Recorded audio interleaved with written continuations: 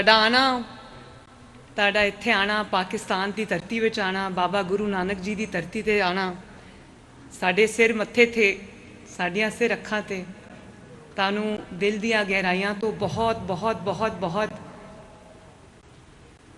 ਜੀ ਆਇਆਂ ਨੂੰ। ਤੇ ਤੁਹਾਨੂੰ ਸਭ ਨੂੰ ਮੇਰੇ ਵੱਲੋਂ, ਨਵਾਜ਼ ਸ਼ਰੀਫ ਸਾਹਿਬ ਵੱਲੋਂ ਸਤਿ ਸ਼੍ਰੀ ਅਕਾਲ। ਸਤਿ ਸ਼੍ਰੀ ਅਕਾਲ। ਬੋਲੇ ਸੋ ਨਿਹਾਲ। ਸਤਿ ਸ਼੍ਰੀ ਅਕਾਲ। ਤੇ ਸਭ ਨੂੰ ਖਾਲਸਾ ਜਨਮ ਦਿਨ ਦੀ ਮੁਬਾਰਕਬਾਦ, ਵਿਸਾਖੀ ਦੀ ਢੇਰ ਮੁਬਾਰਕਬਾਦ, ਵਧਾਈਆਂ। ਨਵਾਜ਼ ਸ਼ਰੀਫ ਸਾਹਿਬ ਨੇ ਤੁਹਾਨੂੰ ਵਧਾਈਆਂ ਵੀ ਭੇਜੀਆਂ ਨੇ ਤੇ ਤੁਹਾਨੂੰ ਸਤਿ ਸ਼੍ਰੀ ਅਕਾਲ ਦਾ ਵੀ ਮੈਨੂੰ ਕਿਹਾ ਕਿ ਮੇਰੇ ਵੱਲੋਂ ਉੱਥੋਂ ਕਹਿ ਦੇਈਂ। ਪਰ ਮੈਨੂੰ ਅੱਜ ਅਫਸੋਸ ਹੈ ਕਿ ਉਹ ਮੇਰੇ ਨਾਲ ਨਹੀਂ ਆਏ, ਉਹਨਾਂ ਨੂੰ ਇੱਥੇ ਹੋਣਾ ਚਾਹੀਦਾ ਸੀ। ਕਿਉਂਕਿ ਮੈਨੂੰ ਯਾਦ ਹੈ ਜਦੋਂ ਪਹਿਲੇ ਪ੍ਰਾਈਮ ਮਿਨਿਸਟਰ ਸਨ, 99 ਦੀ ਗੱਲ ਹੈ, ਤੇ ਰਾਮੇਸ਼ ਸਿੰਘ ਅਰੋੜਾ ਸਾਹਿਬ ਇੱਥੇ ਖਲੋਤੇ ਹੋਏ ਨੇ। ਕਿੱਥੇ ਗਏ ਨੇ? ਹਾਂਜੀ, ਇਹ ਮੇਰਾ ਵੀਰ ਇੱਥੇ ਖਲੋਤਾ ਹੋਇਆ। ਇਹਨਾਂ ਦੇ ਨਾਲ ਮੀਆਂ ਸਾਹਿਬ ਨੂੰ ਇੱਕ ਪਿਆਰ ਹੈ ਤੇ ਉਹਨਾਂ ਨੇ ਕਿਹਾ ਕਿ ਜਿਹੜੇ ਮੇਰੇ ਸਿੱਖ ਭਰਾ ਨੇ ਉਹ ਬਾਰਡਰ ਤੋਂ ਪਾਰ, ਉਹ ਦੂਰਬੀਨ ਨਾਲ ਵੇਖਦੇ ਨੇ ਤੇ ਉਹਨਾਂ ਦੇ ਵਾਸਤੇ ਰਸਤੇ ਖੋਲੋ, ਬਾਰਡਰ ਖੋਲੋ ਤਾਂ ਕਿ ਉਹ ਆਉਣ। ਤੇ ਅੱਜ ਮੈਨੂੰ ਇੱਥੇ ਤੁਹਾਨੂੰ ਦੇਖ ਕੇ ਬਹੁਤ ਖੁਸ਼ੀ ਹੋ ਰਹੀ ਤੇ ਮੈਂ ਇਹਨਾਂ ਨੂੰ ਸਪੈਸ਼ਲ ਇੰਸਟਰਕਸ਼ਨਸ ਦਿੱਤੀਆਂ। ਮੈਂ ਇਹਨਾਂ ਨੂੰ ਕਿਹਾ ਕਿ ਕੋਈ ਤਕਲੀਫ ਨਹੀਂ ਹੋਣੀ ਚਾਹੀਦੀ। ਜਿਹੜੀ ਸੜਕ ਦਾ ਇਹਨਾਂ ਨੇ ਮੈਨੂੰ ਕਿਹਾ ਹੈ ਉਹ ਸੜਕ ਸੋ ਨਿਹਾਲ। ਤੇ ਮੇਰਾ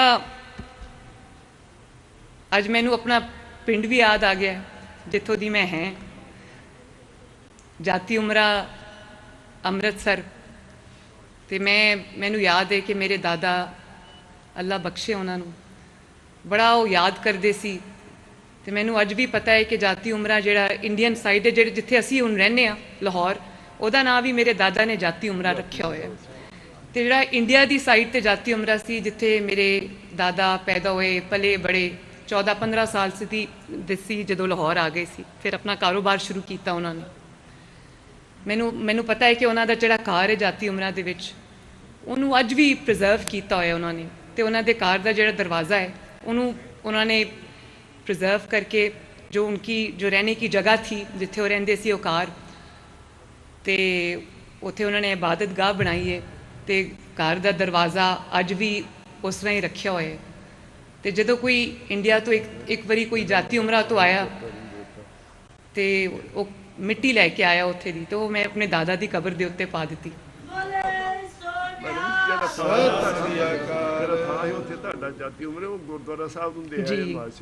ਜੀ। ਤੇ ਮੈਂ ਜਦੋਂ ਚੀਫ ਮਿਨਿਸਟਰ ਬਣੀ ਤੇ ਮੈਨੂੰ ਇੰਡੀਆ ਦੇ ਪੰਜਾਬ ਤੋਂ ਵੀ ਬੜੀਆਂ ਮੁਬਾਰਕਾਂ ਆਈਆਂ।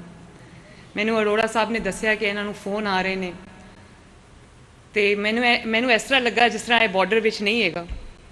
ਤੇ ਲੋਕਾਂ ਨੇ ਪੰਜਾਬ ਦੇ, ਚਾਹੇ ਉਹ ਇਸ ਪੰਜਾਬ ਦੇ ਹੋਣ ਜਾਂ ਇੰਡੀਅਨ ਪੰਜਾਬ ਦੇ ਹੋਣ, ਉਹਨਾਂ ਨੇ ਇੱਕ ਬੇਟੀ, ਪਹਿਲੀ ਬੇਟੀ ਜਿਹੜੀ ਇੰਡੀਅਨ ਪੰਜਾਬ ਤੇ ਪਾਕਿਸਤਾਨੀ ਪੰਜਾਬ ਦੀ ਮੁੱਖ ਮੰਤਰੀ ਬਣੀ, ਉਹਨਾਂ ਨੇ ਬੜਾ ਸੈਲੀਬ੍ਰੇਟ ਕੀਤਾ ਹੈ।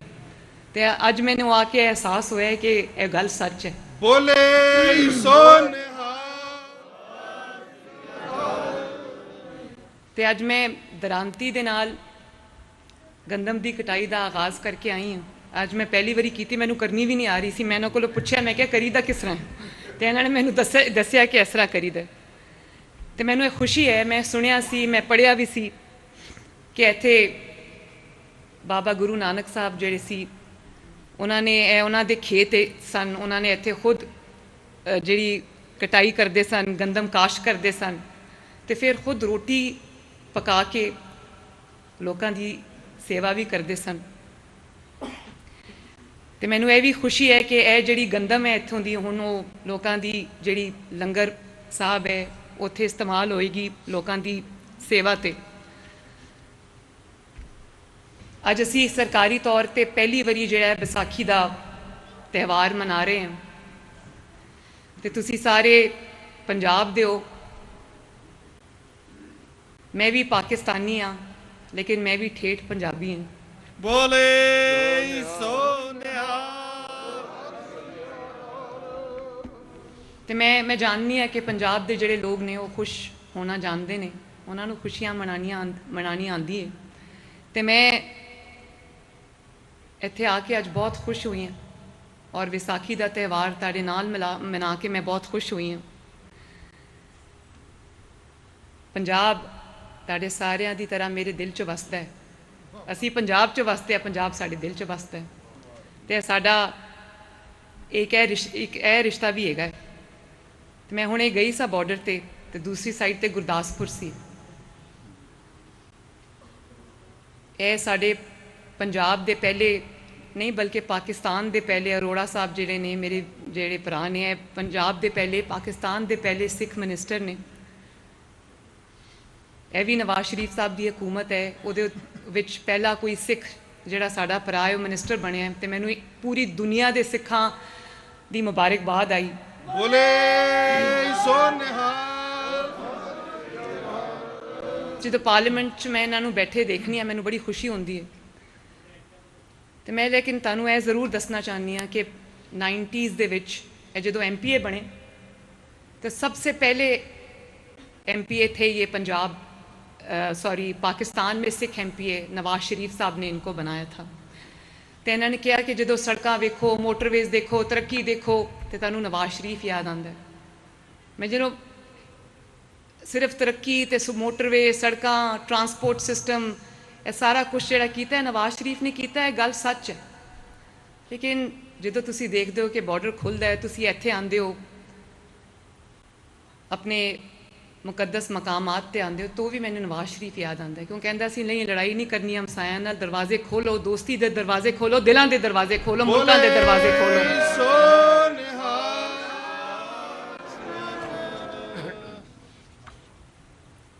ते मैं पंजाब दी धी होने के नाते, ताड़ी भैन होने के नाते मैं तुहानू यह कहना चाहती हाँ, चाहे वो इंडियन पंजाब हो या पंजाब पाकिस्तानी पंजाब हो, मैं अपने बजुर्गों का, अपने जोड़े भरा ने उन्हों का, सब का जोड़ा पग है वह शिमला मैं इंशाअल्लाह उच्चा रखांगी। बोले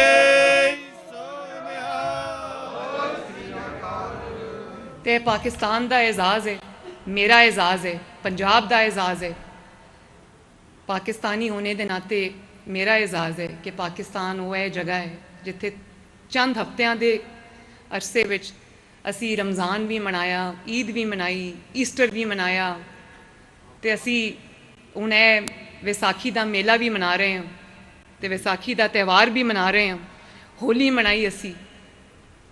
मैं समझनी हाँ कि साडे दिल बहुत वड्डे ने, और जो एक दूसरे ते मुसीबत आती है, अल्लाह ना करे कदी आए, जो एक दूसरे से मुश्किल वक्त आता है, सब अपने दिल के भी दरवाजे खोलते हैं, सब दुआ वास्ते हथ भी उठाते हैं। तो मेरा दिल है कि पाकिस्तान वो ऐसी जगह बने जिथे तुसी उन्हें कहा कि असी माइनॉरिटीज़ दे विच भी माइनॉरिटीज़ हाँ, ऐसा नहीं है। तुसी चाहे भावें 15,000 हो या 25,000 हो या 25 लाख हो, साढ़े सिर अखां ते बोले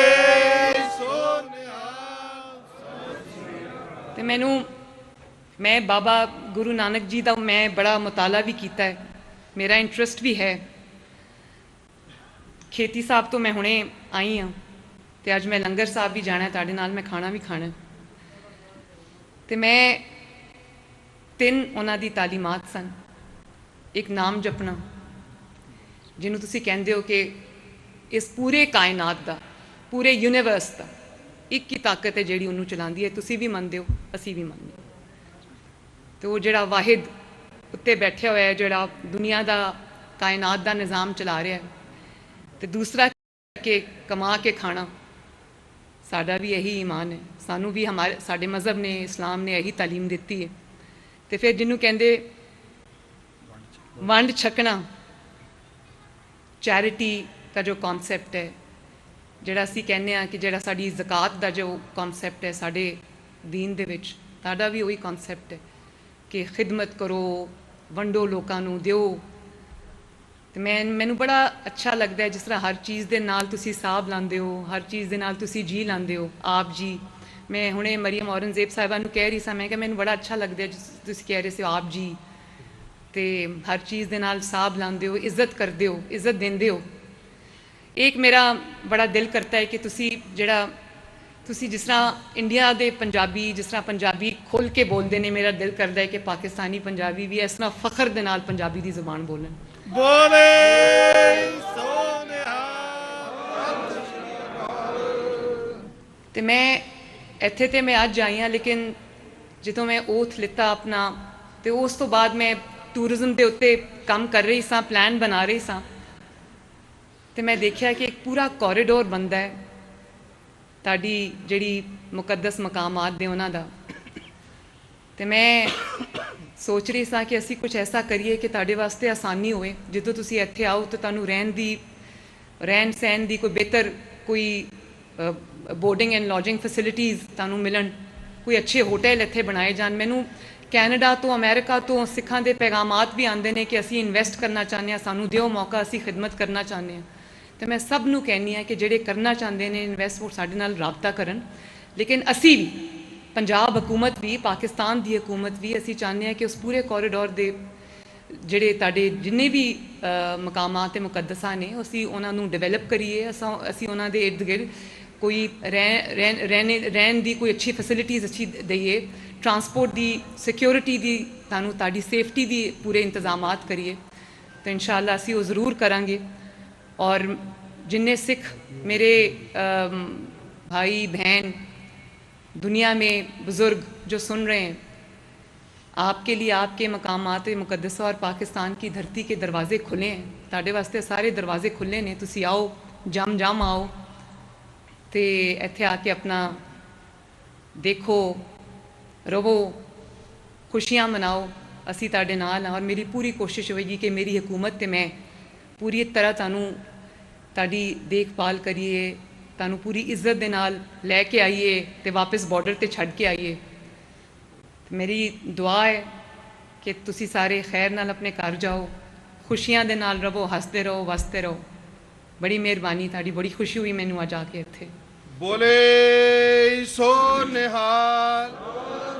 बहुत बहुत मेहरबानी। और मैं सिक्योरिटी को और अपने टीम को ये कहना चाहती हूँ कि ये इबादत की जगह है इनकी, तो इधर ज़रा एहतराम को पेश नज़र रखें। बहुत मेहरबानी, ज़्यादा रक़स क्रिएट करने की ज़रूरत नहीं है।